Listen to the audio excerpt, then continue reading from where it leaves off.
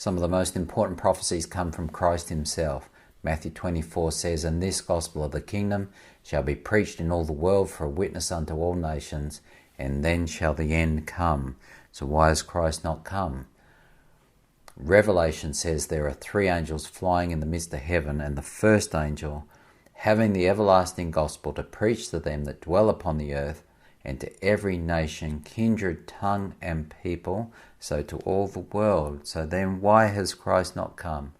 Saying with a loud voice, and this is the language of the 4th commandment, the signature of God's creative power and his relationship to his people, "Fear God and give glory to him, for the hour of his judgment is come, and worship him that made heaven and earth and the sea and the fountains of waters." The gospel prophecy of Daniel 9, which explains the 2,300-year period going before the time of Christ and extending to the latter day, has some key points to the gospel that gives us clues as to why Christ has not come. It says there in Daniel 9 verse 24, 70 weeks are determined upon thy people and upon thy holy city to finish the transgression, to make an end of sins, to make reconciliation for iniquity, and to bring in everlasting righteousness, to seal up the vision of prophecy, and to anoint the most holy.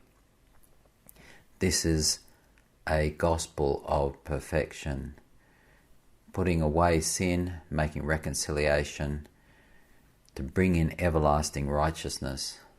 But hey, they rejected who Christ was, and they were of another spirit, and so the remaining 1,810 year left of that 2,300 day period was given to the Gentiles. But guess what? It was not fulfilled.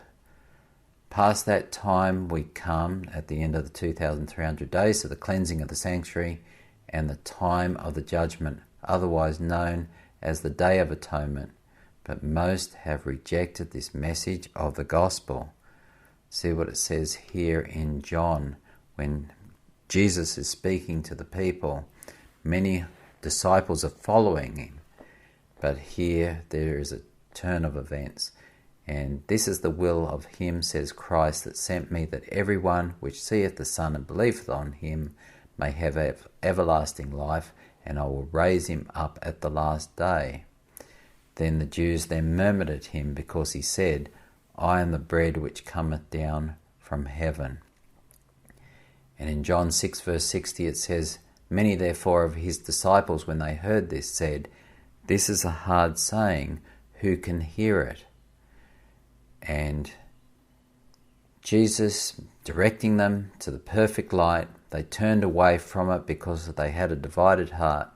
And in verse 66, "And from that time many of his disciples went back and walked no more with him." Just amazing. He'd offered them eternal life, and here is this perfect gift, and they rejected a relationship with him.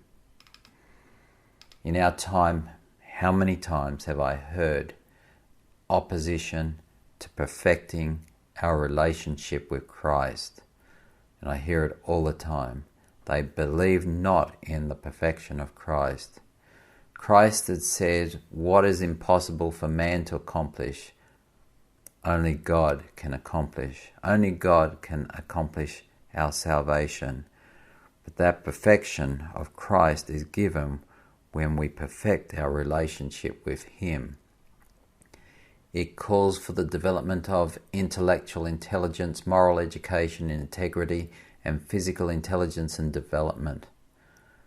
What has been rejected by the church of this day will be fulfilled as end-time circumstances bring the need in dire circumstances to perfect our relationship with God, while those who will not enter in are left behind.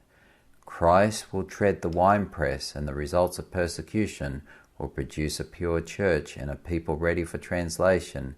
In other words, those who resisted will be taken out of the way, and those who are willing will enter into the kingdom. In Revelation 14 verse 16, "And he sat upon the cloud and thrust in his sickle on the earth, and the earth was reaped.